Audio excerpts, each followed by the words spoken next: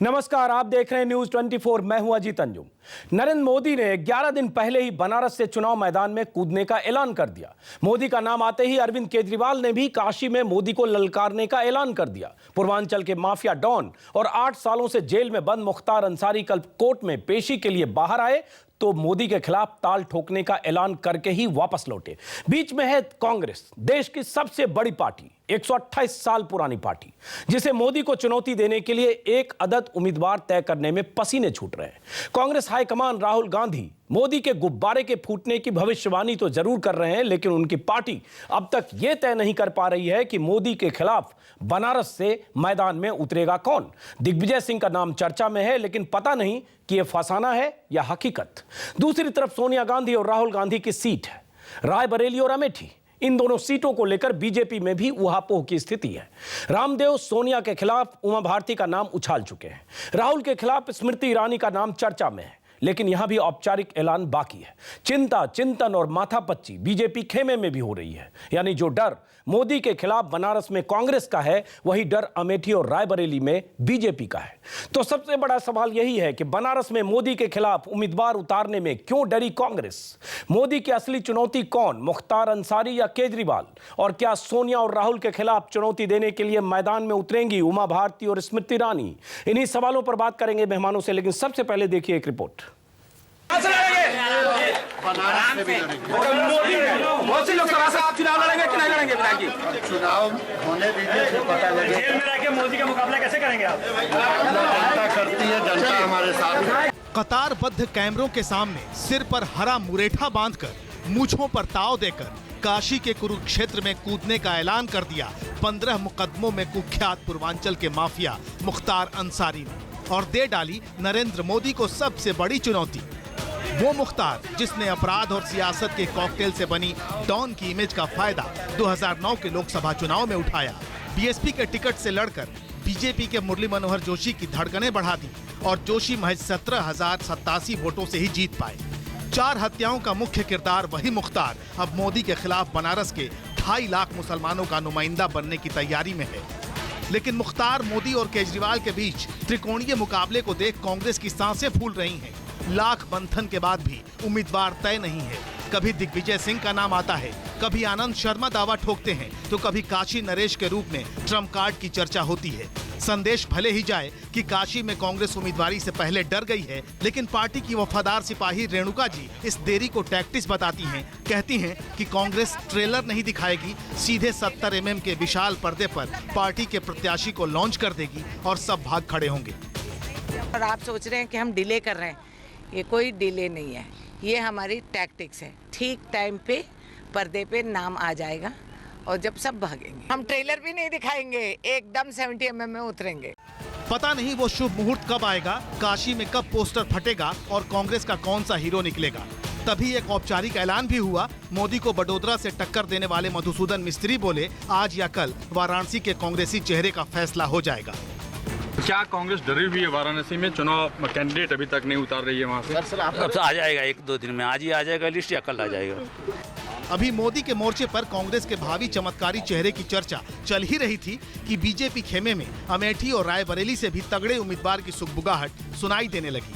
कुछ घंटे पहले मोदी के चहेते रामदेव ने एक शिगुफा छोड़ा था जो खबर की शक्ल लेने लगा। चर्चा उठी कि रायबरेली में सोनिया गांधी से बीजेपी की साध्वी यानी उमा भारती टक्कर ले सकती हैं और अमेठी में राहुल गांधी से स्मृति ईरानी का मुकाबला हो सकता है। बीजेपी प्रवक्ता से पूछा गया तो जवाब आया कि ये सब अभी मीडिया की चर्चा तक ही सिमटा है।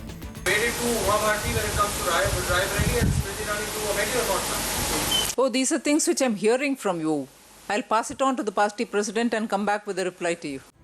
साफ है कि हाई प्रोफाइल सीटों पर उम्मीदवार उतारने में कांग्रेस और बीजेपी दोनों के पसीने छूट रहे हैं। फिर भी राहुल गांधी के ख्यालों में मोदी का गुब्बारा फूट रहा है। 2014 में एक नया गुब्बारा तैयार किया, बहुत हवा भरेगा इसमें, पूरा वक्त कर दिया इसको, नहीं आ रहा,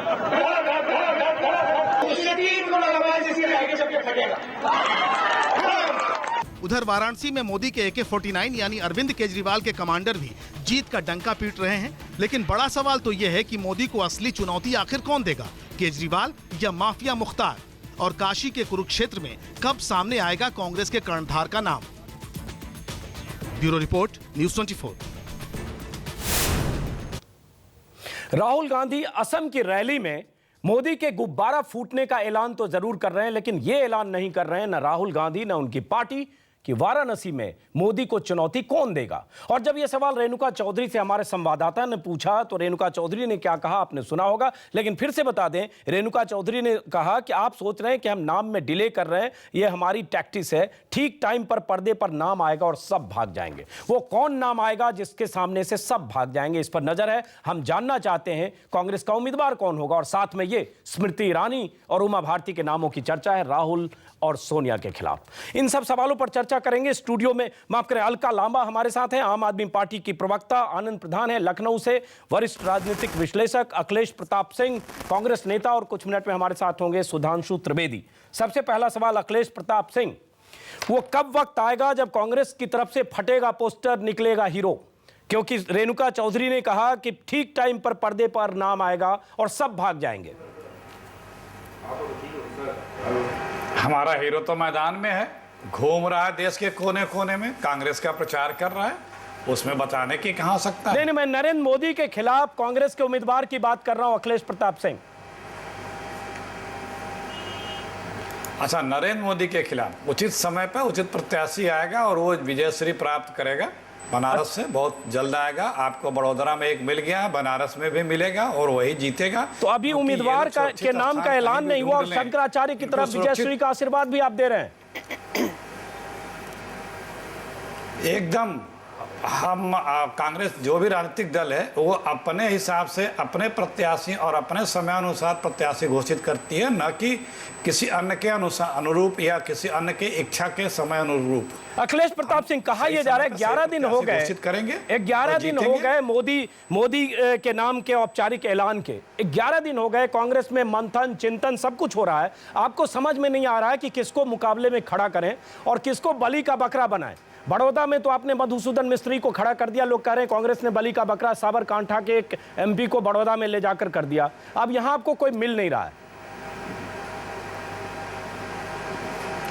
अब पता नहीं किस आधार पे कैसे कैसे आप लोग कहते रहते हैं। जो नेता सुरक्षित स्थान ढूंढ रहा हो पूरे देश में, अपने प्रदेश में भी सुरक्षित ढूंढ रहा हो, बाहर के प्रदेशों में भी ढूंढ रहा हो, उससे लड़ने वाले को आप बलि का बकरा बना दे रहे हैं। किस मानक से आपने तय कर लिया अब तो हमें नहीं पता भैया। नहीं, तो मैं ये जानना चाहता हूं, अखिलेश प्रताप सिंह, पूरे देश की नजर जानने में दिलचस्पी सबकी है कि सोनिया गांधी ने कल कहा कि जल्द ऐलान करेंगे, मधुसूदन मिस्त्री ने आज कहा कि आज से कल तक हो जाएगा, रेणुका चौधरी ने कहा कि ऐसा नाम आएगा कि पर्दे पर आएगा सब भाग जाएंगे।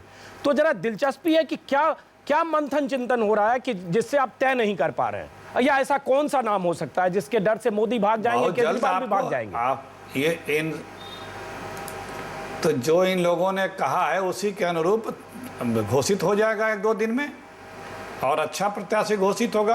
क्योंकि भाजपाई कहीं भाग के छुपे सुरक्षित स्थान ढूंढें, इन्हें हराना है और ये हारेंगे। इलाक सुरक्षित स्थान ढूंढ लें, अब इनके लिए सुरक्षित स्थान इस देश के लोकतंत्र में कांग्रेस पार्टी नहीं। अखिलेश प्रताप सिंह, जब आप ये कह रहे हैं, जब आप ये कह रहे हैं तो आप भी दिल से जान रहे हैं कि वाराणसी में मोदी को हराना यह आसान बात है। आपने, जैसा मैंने पहले भी कहा, शंकराचार्य की तरह कह देना कि विजयश्री हासिल होगा जो भी आपका उम्मीदवार होगा, आसान नहीं है। शायद इसलिए कांग्रेस को सही उम्मीदवार नहीं मिल रहा है और समझ में नहीं आ रहा कांग्रेस को। आप किस आधार पे इतने कॉन्फिडेंस या ऊपरी कॉन्फिडेंस से कह रहे हैं? पहले आप अपना आधार बता दें, किस आधार पे आपने कह दिया कि उन्हें हराना मुश्किल होगा? नहीं, तो मैं ये जानना चाह रहा हूं कि जब सब जगह उम्मीदवारी तय हो गई तो बनारस की उम्मीदवारी पर क्या मंथन चिंतन कर रहे हैं? हराना मुश्किल है। बनारस की उम्मीदवारी पर क्या मंथन चिंतन? दिग्विजय सिंह ने कहा कि मैं तैयार हूं। दिग्विजय सिंह 5 दिन पहले से अपना नाम खुद ही चला चुके हैं जी। नहीं, सुनिए, बातों को अब डाइवर्ट मत करिए। मंथन चिंतन की सूचना मीडिया को नहीं दी जाती। हमारा मंथन चिंतन चल रहा है, हम डिक्लेयर कर देंगे, आपको बता देंगे।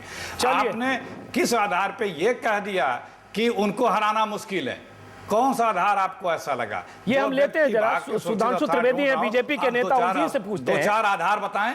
सुधांशु त्रिवेदी से लेते हैं। सुधांशु त्रिवेदी जी, कांग्रेस की तरफ से उम्मीदवार का ऐलान नहीं किया गया है अभी तक, मंथन चिंतन चल रहा है जिसका ये खंडन कर रहे हैं। इनके पास उम्मीदवार रखा हुआ है। रेणुका चौधरी ने कहा ठीक टाइम पर पर्दे पर ऐसा नाम आएगा कि सब भाग जाएंगे। दिग्विजय सिंह के नाम की चर्चा है। सुधांशु त्रिवेदी।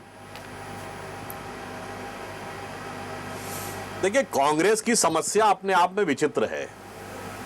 देश के राजनीतिक इतिहास में पहली बार यह परिस्थिति उत्पन्न हुई है कि कांग्रेस अध्यक्षा को अपील करनी पड़ रही है बड़े नेताओं से कि आप चुनाव लड़िए। इससे कांग्रेस के गिरे हुए मनोबल का पता सीधे लगता है। इसके अलावा चुनाव के समय बहुत से लोग दल बदलते हैं, मगर जिनको टिकट नहीं मिलता वो प्रत्याशी दल बदलते हैं। यह पहली बार हो रहा है कि कांग्रेस के लोग जिनको मिला हुआ टिकट वो छोड़कर भारतीय जनता पार्टी में आ रहे हैं। तो इससे आपको पता लगता है कि कांग्रेस में क्या स्थिति, जिसने उनको टिकट दे दिया, घोषित कर दिया और वो छोड़कर पाला बदल के चले गए। हम बनारस के संदर्भ में लौटते हैं। सुधांशु त्रिवेदी, पार्टी छोड़ के आता है। सुधांशु त्रिवेदी, हम जरा बनारस के संदर्भ में आते हैं। अखिलेश जी ने कहा कि जो भी उम्मीदवार कांग्रेस का होगा उसे विजयश्री हासिल होगा। शंकराचार्य की तरह इन्होंने कह दिया है विजयश्री हासिल होगा तो मोदी की जीत मुश्किल है। उम्मीदवार बस कांग्रेस की तरफ से ऐलान होना बाकी है। देखिए, हमें इससे कोई फर्क नहीं पड़ता। श्री नरेंद्र मोदी की जो अपार लोकप्रियता पूरे देश में है, इससे से आप प्रमाण देखिए। वो गुजरात से निकलकर दूसरी जगह लड़ रहे हैं। आज तक गांधी परिवार के लोग कितनी बार हिम्मत किए। एक आध बार आप इंदिरा गांधी का मेढक और चिकमंगलुरु छोड़ दीजिए तो अमेठी रायबरेली के बाहर उत्तर प्रदेश में लड़ने की हिम्मत नहीं कर सकते। और वो आकर दूसरे राज्य में उत्तर प्रदेश और बिहार की सीमा पर बनारस से लड़ने की बात कर रहे हैं। तो आप इसी से दोनों पार्टियों की रणनीतिक और मनोबल की स्थिति का अंतर आप स्वतः समझ सकते हैं। अखिलेश प्रताप जवाब दीजिए, उसके बाद बाकी मेहमानों के पास जाऊंगा। अखिलेश प्रताप सिंह जवाब दीजिए। साथ में एक ये भी कि दिग्विजय सिंह ने 10 साल पहले कहा था कि अगर हार हो जाएगी तो 10 साल तक जो एक तरह से चुनावी राजनीति से संन्यास लेंगे। संन्यास से वनवास से बाहर आए और उसके बाद राज्यसभा में गए। तो इस बार भी अगर गए दिग्विजय सिंह और हार गए तो कुछ ऐसा ही हाल उनका फिर से होगा। अखिलेश प्रताप सिंह जवाब दीजिए। देखिए, बीजेपी झूठ बोलने की एक ऑटोमेटिक ऐसी मशीन है कि जो अपने आप में नायाब है। इनके लोग भाग रहे हैं, इनके लोग लड़ रहे हैं, विद्रोह कर रहे हैं और ये बता रहे हैं कि हमारे यहाँ अपील हो रही है कि आप लोग चुनाव लड़ें। दूसरी बात, इनके लोग दोबारा एक स्थान से बड़े नेता इसलिए लड़ सकते हैं क्योंकि वहाँ से जमानत जब्त हो जाती है। वो सुरक्षित स्थान ढूंढ रहे हैं और ये कह रहे हैं कि हमारे नेता इसलिए कहीं और नहीं लड़ सकते क्योंकि वो दूसरी जगह हार जाएंगे। अरे ये कौन सा दलील हुआ? अगर आप कहीं काम कर रहे हो, 5 साल मौका दिया तो आप वहीं से लड़ो ना। अगर नहीं, आप बनारस की बात करिए। चलिए बनारस की बात करें। अखिलेश प्रताप नहीं सकते, जमानत जब्त हो जाएगी। नहीं, जो अनर्गल आलाप करती है बीजेपी, हम उसकी बात कर रहे हैं। तीसरा सवाल जो आपने दिग्विजय सिंह जी के लिए किया, कोई है बीजेपी में ऐसा नेता कि जो ये कहे कि हमें अगर ये हम हारेंगे या हमारी पार्टी हारेगी, हमारी सरकार हारेगी तो हम इतने दिन सक्रिय राजनीति से इलेक्टोरल राजनीति नहीं करेंगे। यहाँ तो जो पदों के जो पार्टी में पद है उसके लिए मार हो रही है। तो यही संकल्प लेकर फिर से उनको जाना चाहिए। यही संकल्प लेकर फिर से जाना चाहिए। नहीं, तो आप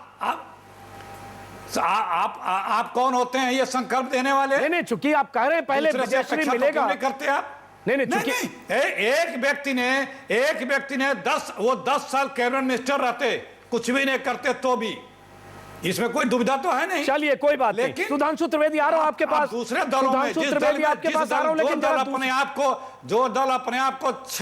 जो दल छल कपटी होते हुए भी अपने आप को बहुत मान मर्यादित और आइडियोलॉजिकल बात करता है, उसमें है कोई ऐसा? सुधांशु त्रिवेदी 30 सेकंड में जवाब दीजिए, उसके बाद आनंद प्रधान सुधांशु त्रिवेदी राष्ट्रीय अध्यक्ष कहते हैं नहीं अब मोदी की नहीं, अब बीजेपी को असर दो, फिर पलटी हो जाती है कि नहीं मोदी को। सुधांशु त्रिवेदी, कांग्रेस की तरफ से अगर चुनौती आती है, एक सिचुएशन ये भी हो सकता है कि दिग्विजय सिंह आए तो समाजवादी पार्टी से बात करें, समाजवादी पार्टी का कैंडिडेट जो घोषित है वो बैठ जाए, कुछ और इस तरह का पोलराइजेशन हो। इस बीच मुख्तार अंसारी जो जेल में बंद हैं 8 साल से, हत्या और अपहरण से लेकर तमाम मामलों में, उन्होंने भी कल कह दिया कि हम भी चुनाव लड़ेंगे। इन सबसे चुनौती मुश्किलें बढ़ती है। सुधांशु त्रिवेदी जी, मैं संक्षिप्त में जवाब दूंगा। वैसे समाजवादी पार्टी, बसपा और कांग्रेस जो मिलकर सरकार चलाते रहे हैं यूपीए की, वो सब मिलकर एक भी हो जाएं तो कोई आश्चर्य की बात नहीं है। दूसरी बात, अभी अखिलेश सिंह जी ने कहा, अरे भाई आपने क्यों संजय सिंह जी को राज्यसभा दी है असम से? अमेठी में अगर इतने आश्वस्त थे राहुल गांधी जी अपनी सीट बचाने के लिए आसाम में जाकर उनको राज्यसभा दी, जिससे इनकी पार्टी को विरोध का सामना करना पड़ा, जबकि इनकी क्लियर मेजॉरिटी की सरकार है। दूसरी बात, ये हमको भाषण दे रहे हैं दिसंबर 1997 में, जब सोनिया गांधी जी ने राष्ट्रीय अध्यक्ष का पद लिया तो सीताराम केसरी को फिजिकली उठाकर कार्यालय से बाहर फेंकना पड़ा, इस आधार पे कि सीडब्ल्यूसी ने किया वो पद छोड़ने के ये झूठ बोल रहे हैं, अनर्गल बोल रहे हैं, इतिहास और वर्तमान रखने वाले लोग यदि यह भाषण दे तो ये बहुत उचित प्रतीत नहीं होता है। ये झूठ नहीं है, सत्य है, ऑन रिकॉर्ड है। अंजुम जी, इन्हें बता दीजिए जिस समय की अमेठी की लड़ाई की बात कर रहे हैं, उस समय इनके तत्कालीन माननीय प्रधानमंत्री जी भी कैंप किए थे, जो इनके शीर्षस्थ और सर्वमान्य सबसे प्रिय लीडर हैं। हम उस पे जाना नहीं चाहते, बात कर रहा हूं। चलिए हम विषय पर वापस लौटते हैं, लेकिन चूंकि आपने बात संजय सिंह की थी, सुधांशु त्रिवेदी, संजय सिंह को तो असम से इसलिए राज्यसभा में लाया जा रहा है क्योंकि संजय सिंह से आपकी कुछ सेटिंग हो रही थी, बीजेपी से बातचीत चल रही थी, इसलिए उन्हें असम से लाया गया, ये एक तोहफा दिया गया। लेकिन हम वापस लौटते हैं। उसी का चित्रण कर रहा हूं, आपको नहीं समझ में आ रहा है, कोई बात नहीं, मैं उसी का वर्णन कर रहा हूं जी। हमारे वापस एक बार आनंद प्रधान और अलका लांबा के पास चलते। जो अनर्गल आलाप ये करते हैं सीताराम केसरी जी के बारे में, जो अनर्गल आलाप ये करते हैं, उस वर्किंग कमेटी में प्रस्ताव पास हुआ था, किसी को उठाया नहीं गया था, और ये झूठ बोलने का काम बंद करें। चलिए, वर्किंग कमेटी में कैसे प्रस्ताव पारित होता है आप भी जानते हैं, और कांग्रेस का इतिहास जानने वाले लोग भी जानते हैं। फिजिकली कब्जा किया था कि नहीं, लेकिन चलिए उस पर बहस करेंगे तो भटक जाएंगे। अरे इतना तो यार आप झूठ न बोलिए। सुधांशु त्रिवेदी और अखिलेश प्रताप सिंह हम भटक जाएंगे। नहीं जानेंगे तो क्या सुधांशु त्रिवेदी जी और आप रहते हैं क्या वर्किंग कमेटी में?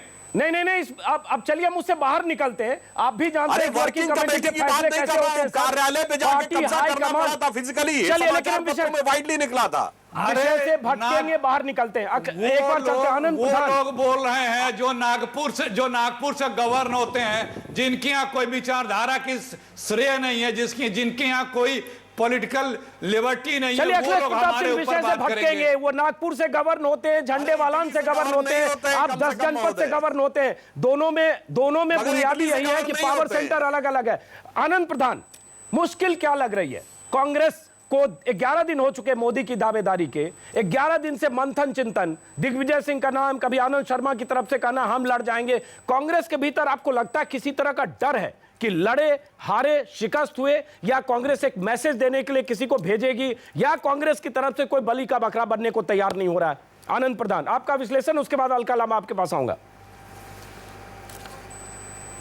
देखिए अजीत जी, मुझे लगता है कि बनारस की सीट को लेकर के इतनी चर्चा सिर्फ इसलिए हो गई, अन्यथा वहां पर कांग्रेस भी अपना कोई एक लोकल कैंडिडेट देती और वो बड़ी एक छोटी सी सिंबॉलिक लड़ाई होती, क्योंकि आम आदमी पार्टी की तरफ से अरविंद केजरीवाल ने वहां से अपनी दावेदारी घोषित करके इस लड़ाई को के जो राजनीतिक स्टेक्स थे उनको बहुत ऊंचा कर दिया है, और उसके कारण कांग्रेस और भारतीय जनता पार्टी के और जो समाजवादी पार्टी है, बसपा है, इन सभी बड़ी पार्टियों के बीच में जो एक खास तरह का उमरता कोड है, वो उमरता कोड यह है कि हम एक दूसरे की बड़े नेताओं के खिलाफ मजबूत उम्मीदवार नहीं उतारेंगे। लेकिन अरविंद केजरीवाल ने ये जो खेल का अभी तक का नियम चल रहा था, उस नियम को एक तरह से तोड़ दिया। अब वो मोदी के खिलाफ जब वो खुद उतर गए, तो अब कांग्रेस की ये मजबूरी हो गई है कि वहां एक ताकतवर और मजबूत उम्मीदवार थे, और इसके कारण ही बीजेपी भी अब रुकी हुई है, क्योंकि रायबरेली में और अब तक रायबरेली अमेठी पर अगले हिस्से में बात करेंगे। आनंद प्रधान, रायबरेली अमेठी पर अगले हिस्से में बात करेंगे, लेकिन वहां भी कमजोर करिए जरा। हम बनारस पर यहां स्टिक करना चाहते हैं आनंद प्रधान, तो बनारस पर स्टिक करना। हाँ बिल्कुल, तो अजीत जी मैं यही कह रहा हूं कि यहां पर जो ये दोनों बड़ी पार्टियों के बीच में एक दबी छुपी सी सहमति रही है। जैसे सपा तो एक दूसरे के खिलाफ उम्मीदवार भी नहीं खड़ा करते, जैसे वो अमेठी में और रायबरेली में उम्मीदवार नहीं देते। तो एक तरह से मुझे लगता है कि ये जो उमरता कोड टूटा है अरविंद केजरीवाल के जाने से बनारस में, उसके कारण कांग्रेस में बेचैनी है। और राजनीति ये है कि अगर मोदी के खिलाफ अरविंद केजरीवाल एक सिंबॉलिक नेता के रूप में उभर आए, तो माइनॉरिटीज के बीच में, मुस्लिम मतदाताओं के बीच में यह मैसेज चला जाएगा कि मोदी से अगर कोई लड़ रहा है तो आम आदमी पार्टी और अरविंद केजरीवाल लड़ रहे हैं। ये बहुत बड़ी वजह। ठीक है आनंद प्रधान, मैं रोक रहा हूं एक बार जरा अलका लांबा को शामिल करता हूं, उसके बाद आ रहा हूं सुधांशु त्रिवेदी, अखिलेश प्रताप सिंह। अलका लांबा, केजरीवाल जिस ढंग से चुनौती देने गए और उसके बाद एक बनारस, मोदी पहले से आ चुके, केजरीवाल गए और बनारस एक सेंटर पॉइंट बना है। अब इस बीच बात आ रही दिग्विजय सिंह और मे भी कांग्रेस का कोई ऐसा उम्मीदवार हो, जैसा कि रेणुका चौधरी ने हमारे संवाददाता रमन से बातचीत में कहा है कि ठीक टाइम पर पर्दे पर ऐसा नाम आएगा कि सब भाग जाएंगे, और सब भाग जाएंगे जब कह रहे हैं तो केजरीवाल की तरफ भी इशारा है। अलका लांबा।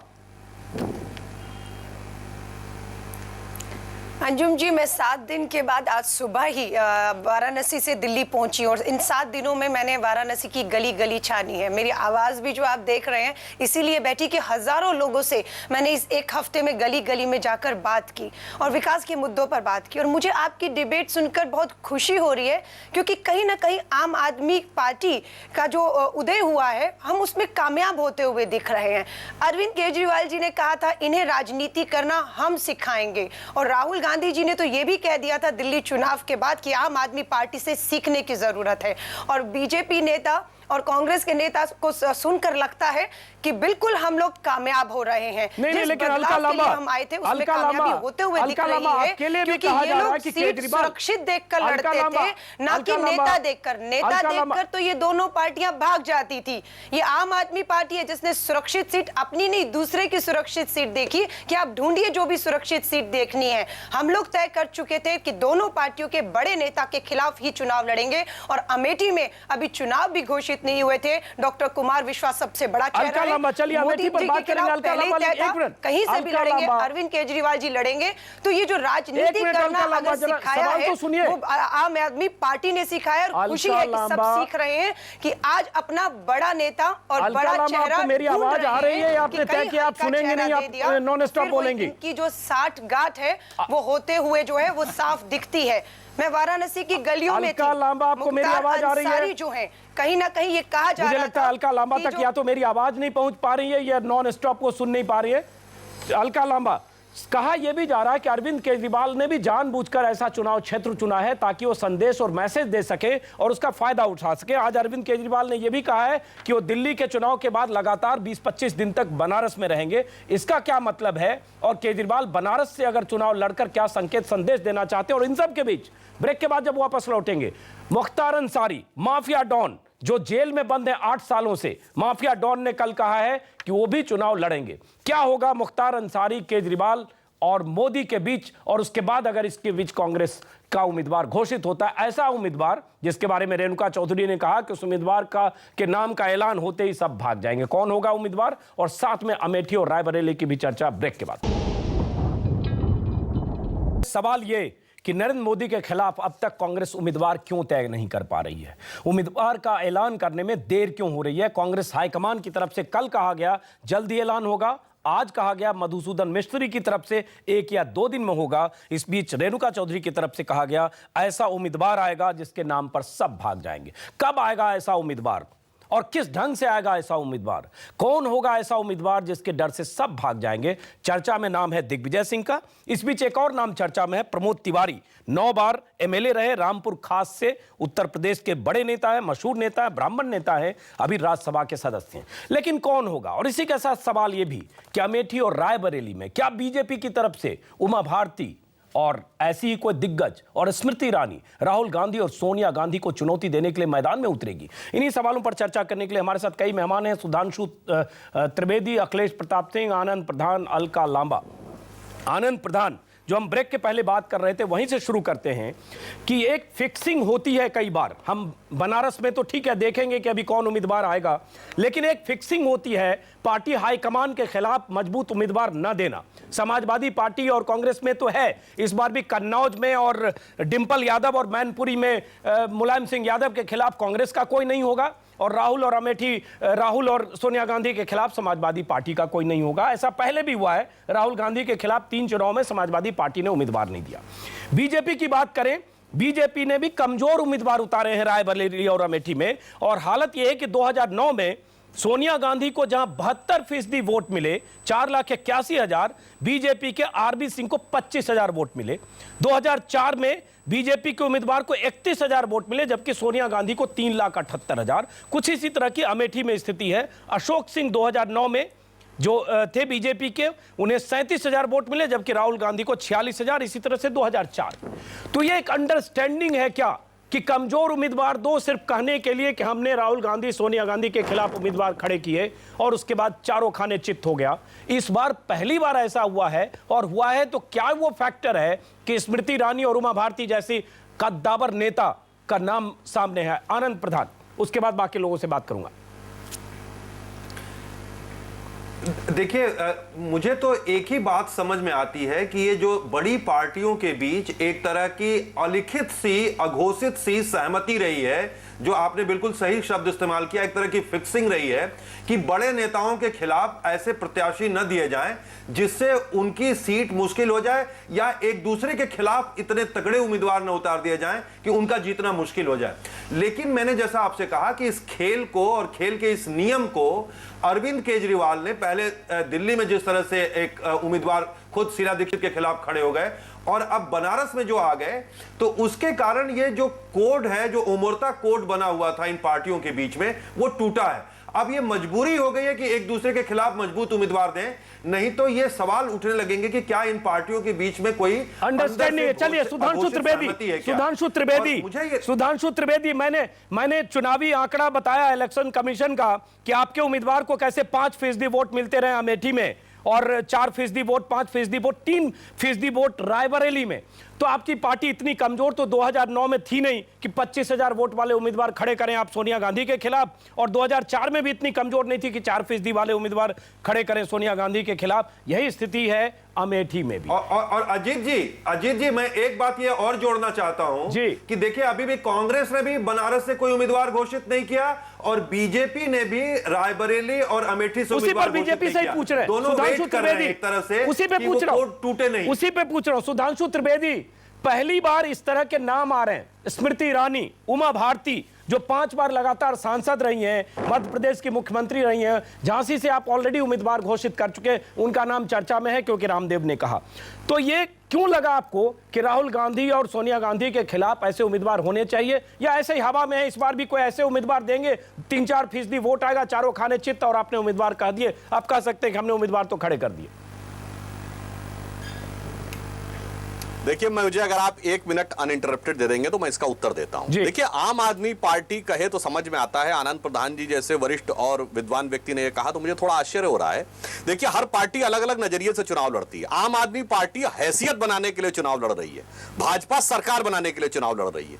तो हम एक सीट वेस्ट नहीं करना चाहते। जैसे आज कोई बॉलर कहे जी मैं तो सचिन तेंदुलकर को चुनौती दे रहा हूं, तो वो मीडिया में आ जाएगा, भले ही वो उनको आउट कर पाए ना आउट कर पाए। नहीं, तो इसका मतलब आप वॉक ओवर देना चाहते हैं। आपके लिए अमेठी और रायबरेली इंपॉर्टेंट नहीं है सुधांशु त्रिवेदी, आप वॉक ओवर देना चाहते हैं या देना चाहते रहे हैं? कृपया अपनी बात पूरी करने दे जी, मान्यवर, मुझे पूरी बात करने दे। करिए। अब मैं आ रहा हूं फिक्सिंग के ऊपर। फिक्सिंग तो मैं ये बोलता हूं कि ये भारत के बड़े बड़े औद्योगिक घरानों के बारे में बोलते हैं, क्यों नहीं दे पाते?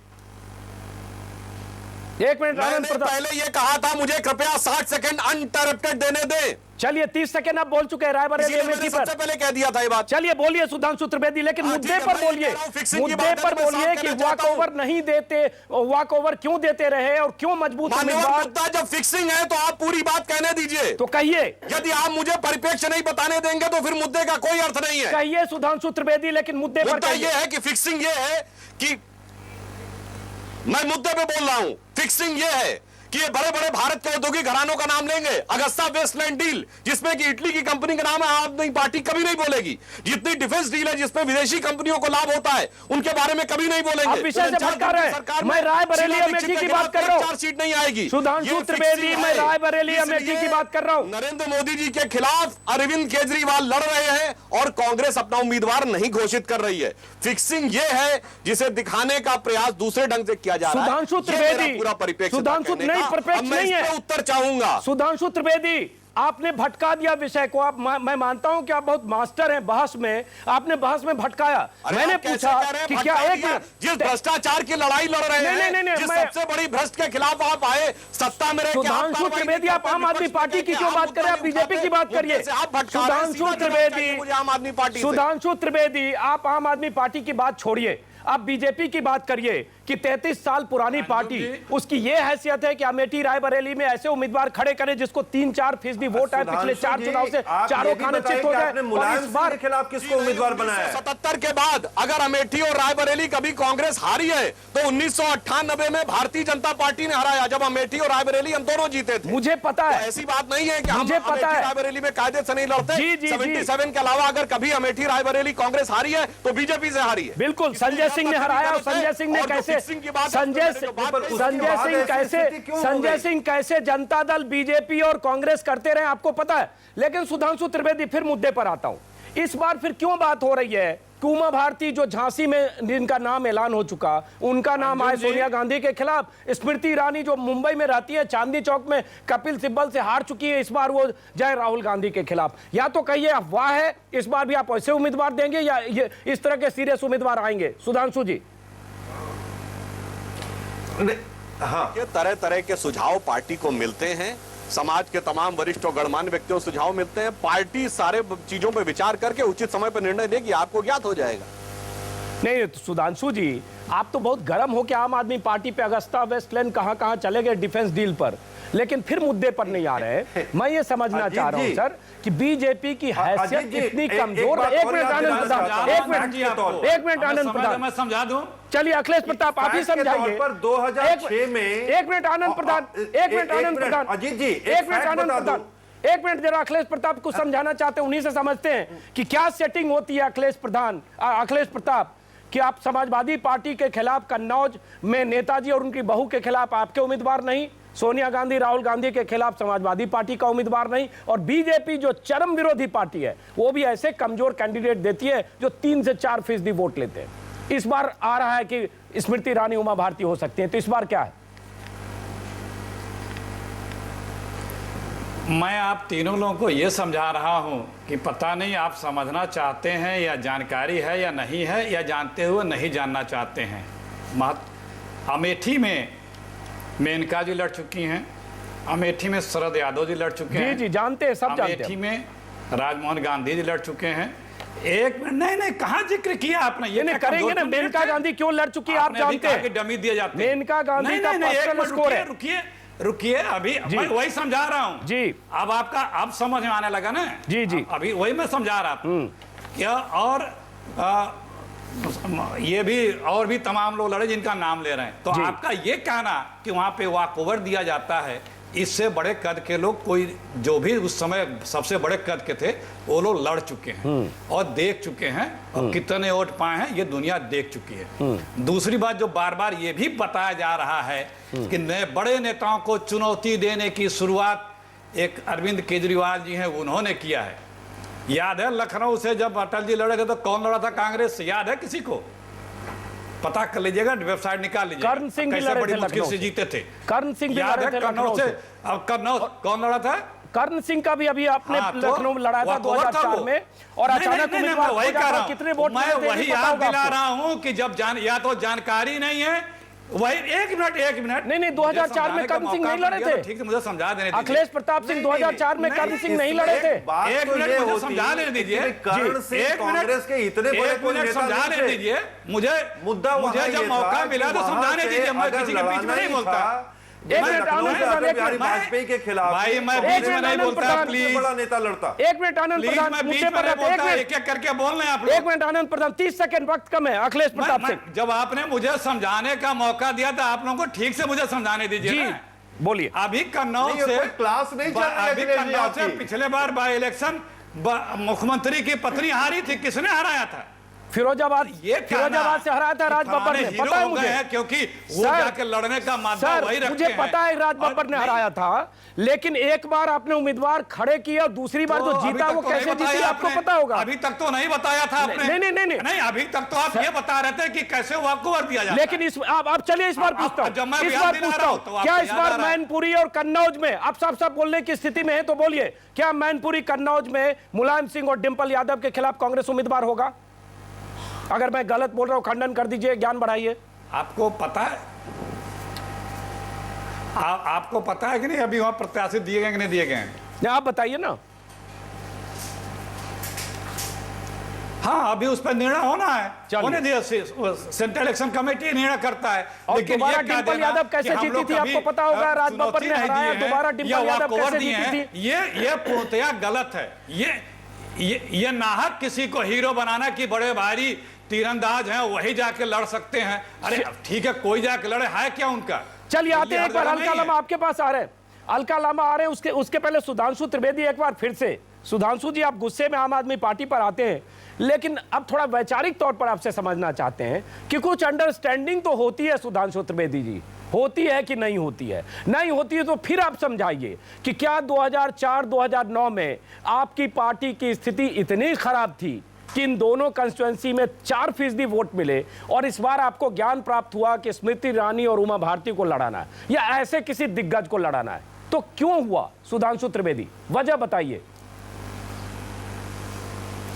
देखिए, वजह यह होती है कि हर पार्टी जो बड़ी पार्टी है, यानी हम लोग जैसे पार्टी है, सरकार बनाने के चुनाव लड़ते हैं तो एक एक सीट जीतने के लिए लड़ते हैं। बड़ा नेता या कोई भी बड़ा शख्स, मैं सिर्फ टॉप के नेताओं की बात नहीं कर रहा हूं, जो सीट जीत सकता हो उसको हम इस जगह पे लड़ा के व्यर्थ नहीं करना चाहेंगे जहां जीतने की संभावना कम हो। जहां जब हमारी स्थिति मजबूत थी, जैसे 98 और 99, हमने मजबूत कैंडिडेट खड़े किए और हम जीते भी एक बार जी। अगर 2004 और 2009 में हमें महसूस कर रहे थे कि हमारी पार्टी की स्थिति यह सर्वविदित है कि उत्तर प्रदेश में भाजपा की स्थिति कमजोर थी, उस समय बहुत बड़ा उम्मीदवार वहां लड़ा के एक सीट गंवाए, उसकी बजाय वो दूसरी जगह लड़ेगा, खुद की सीट भी जीतेगा, अगल बगल की 2-3 सीटों पर भी प्रभाव डालेगा, तो वो ज्यादा फायदे का सौदा था पार्टी के लिए। उसे फिक्सिंग के रूप में चित्रित करने का जो प्रयास किया जा रहा है वो सिर्फ इसलिए किया जा रहा है क्योंकि मैंने बताया कि एक पार्टी है जो सिर्फ हैसियत बनाने के लिए चुनाव लड़ रही है, एक पार्टी सरकार बनाने के लिए। चलिए ठीक है, जरा आम आदमी पार्टी से लेते हैं। जैसे कुमार विश्वास जी यदि अमेठी नहीं लड़ रहे होते तो उनको मीडिया में आकर्षण मिलता, नहीं मिलता। चलिए जरा आम आदमी पार्टी से बात करते हो, वैसे लड़ूंगा तो मीडिया में आकर्षण वैसे सुधांशु त्रिवेदी, अरुण नेहरू लड़े रायबरेली से 99 में और 99 में अमेठी से संजय सिंह लड़े। संजय सिंह लड़े, आप जानते हैं अरुण नेहरू की क्या वजह रही होगी? आप जानते हैं संजय सिंह का क्या बैकग्राउंड था बीजेपी से, और उसके बाद संजय सिंह कैसे कांग्रेस में आए, फिर बीजेपी में जाना चाहते थे और कहां है? चलिए कैंडिडेट अलका लामा, हल्के कैंडिडेट थे क्या? जो चुनाव जीत के आए उसको आप कहेंगे हल्का कैंडिडेट? नहीं, अरुण नेहरू और मेनका गांधी अगर चुनाव लड़े तो उनकी व्यक्तिगत खुंदक थी, बीजेपी से कमिटमेंट नहीं था, ये आपको भी पता होगा, व्यक्तिगत स्कोर था, आपको पता है। आप हमसे ज्यादा राजनीति समझते हैं, राजनीति हमसे ज्यादा समझते हैं। चलिए अलका लामा, कुमार विश्वास वहां चुनाव लड़ रहे हैं, कहा यह भी जा रहा है कि कुमार विश्वास जीतना ला रहे हैं, ये दोनों विषयों को पृथक रखिए ना। जी, जब हम सीट जीतना चाह रहे हैं तो हम जिताऊ कैंडिडेट को दे रहे थे। बिल्कुल, और जहां पहले मान लेते हैं कि नहीं जीतेंगे, वहां पैसे कैंडिडेट को देते हैं, धरती पकड़ हो 3-4% लेकर शहीदी जत्थे में शामिल हो जाए, नीचे से कैंडिडेट को तो वो सीट कम पाता, तो आप कहते हैं साहब आपने जिताऊ नहीं दिया। हम जिताऊ देते तो आप कहते हैं अपने वैचारिक। मैं तो ये कहता हूं कि बड़े नेताओं के खिलाफ बड़े नेताओं के खिलाफ पार्टियां हराऊ कैंडिडेट देती है। अलका लामा, कहा यह जा रहा है कुमार विश्वास भी सिर्फ इसलिए वहां चुनाव लड़ रहे हैं ताकि आप मीडिया अटेंशन में रहें, वहां से चर्चा में रहें, जो सुधांशु त्रिवेदी कर रहे हैं। आपको पता है वहां जीतना मुश्किल है, जहां 3.5-4 लाख वोट मिलते हैं राहुल गांधी को, सिर्फ इसलिए गए लगातार मीडिया और सुर्खियों में रहे। अलका लामा, देखिए, मीडिया में रहना था तो डॉक्टर कुमार विश्वास को अगर हम आज भी डिक्लेयर करते तो भी मीडिया उसको छापती, इसमें कोई दो राय नहीं है। कुमार विश्वास वहां की गलियों को जो है, गलियों की खाक छान रहे हैं, वहां को लोगों को मिल रहे हैं, और ये जो तौर तरीका है वो भाजपा अगर अपनाती तो ये जिसे गढ़ बता रहे हैं रायबरेली और अमेठी को कि जहां हम जीतने के लिए लड़ते हैं, हमें सरकार बनानी है, वहां पर इन्होंने इतने सालों में कोई उम्मीदवार तय नहीं किया। मोदी जी भी अगर आते हैं तो वाराणसी से मुरली मनोहर जोशी जी का इस्तीफा करवा कर लड़ते हैं। मोदी जी की लहर है तो क्यों नहीं रायबरेली या अमेठी से अपने आप को घोषित किया, क्योंकि वो ये भी मानती है बीजेपी कि शायद मोदी जी के लिए भी मुश्किल होता रायबरेली और अमेठी में सोनिया जी और राहुल गांधी जी के सामने लड़कर जीतना। ये साफ जो है त्रिपाठी जी के, चलिए वापस हम एक बार आते हैं बनारस पर, चूंकि कार्यक्रम खत्म करना, आनंद प्रधान वाली सीटें दोनों पार्टियां ढूंढती हैं कि जीते कहां से। आनंद प्रधान, क्लोजिंग रिमार्क, चूंकि कार्यक्रम खत्म करना होगा, मुख्तार अंसारी जो माफिया डॉन है, सीटों पे एक मिनट जो है आनंद प्रधान, 15 मामले मुख्तार अंसारी पर चल रहे हैं, हत्या से लेकर तमाम संगीन मामले, और जेल से निकलकर वो कहते हैं वो भी चुनाव लड़ेंगे। और पिछली बार मुरली मनोहर जोशी से सिर्फ 17-18 हजार वोट कम मिले। मुस्लिम वोट बैंक है, 2.5 लाख कहते हैं मुस्लिम आबादी है, ब्राह्मणों की आबादी है। अगर मुख्तार अंसारी चुनाव लड़ते हैं तो किस, और कांग्रेस से कोई ऐसा दिग्गज उम्मीदवार जाता है, 30 सेकंड में समझना चाहूंगा किस तरह का पोलराइजेशन और क्या तस्वीर होगी। 30-40 सेकंड मुख्तार अंसारी के आने से। देखिए, मुझे लगता है कि हमें याद रखना पड़ेगा फैक्चुअली कि 2009 में मुख्तार अंसारी बहुजन समाज पार्टी के उम्मीदवार थे और बहुजन समाज पार्टी के उम्मीदवार होने के कारण उनकी एक ताकत बन गई थी। लेकिन इस बार जिस तरह के हाई स्टेक्स चुनाव हो रहे हैं, ऊंचे दांव लगे हुए हैं, और बनारस में जिस तरह से नरेंद्र मोदी को उतारा गया है, उसके कारण वहां अपने आप एक वोटों का ध्रुवीकरण होने लगा है। तो इस नाते मुझे लगता है कि मुख्तार अंसारी इस बार वहां के चुनाव में कोई एक तरह से फैक्टर नहीं रह जाएंगे। यह जरूर है कि बीजेपी मुख्तार अंसारी को ही आगे करके निशाना बनाएगी ताकि ये एक तरह से फिर पोलराइजेशन करे, जिस तरह से कि मुरली मनोहर जोशी ने 2009 में करके किसी तरह से चुनाव जीता था। चलिए, Anand Pradhan, Sudhanshu Trivedi, Akhilesh Pratap Singh, 30 second, Akhilesh Pratap Singh 30 second maximum. देखिए कि बनारस में मैं आपको बता रहा हूं, कांग्रेस जीतेगी और 5वें या 6ठे पे केजरीवाल रहेंगे। सिर्फ बड़ौदा में एक प्रत्याशी हमने मजबूत दे दिया तो इनके जो सबसे सुनामी वाले लीडर हैं वो कह रहे हैं कि दलित का टिकट काट दिया। वो चलिए, अखिलेश प्रताप सिंह माफ करें, हमें कार्यक्रम खत्म करना पड़ेगा। बड़ौदा में मधुसूदन मिस्त्री को आपने प्राइमरी उम्मीदवार जिनका नाम पहले से ऐलान था, रावत, उनको काटकर आपने मधुसूदन मिस्त्री को दिया है। मधुसूदन मिस्त्री साबरकांठा के सांसद हैं। अब मधुसूदन मिस्त्री क्या करेंगे, शिकस्त देंगे या शिकस्त खाएंगे, वक्त बताएगा। लेकिन यह तो तय है कि कहीं न कहीं कोई अंडरस्टैंडिंग होती है। बड़ी पार्टियों के, बड़े नेताओं के हाईकमान के खिलाफ मजबूत उम्मीदवार आमतौर पर पार्टियां नहीं देती है। लेकिन सवाल उठता है, बनारस में नरेंद्र मोदी के खिलाफ कांग्रेस का उम्मीदवार कौन? दिग्विजय सिंह, प्रमोद तिवारी या कौन? और कब तक? क्यों देर हो रही है 128 साल पुरानी पार्टी को एक अदद ऐसे उम्मीदवार की तलाश करने में जो मोदी से मुकाबला कर सके? कहा जा रहा है बलि का बकरा नहीं मिल रहा।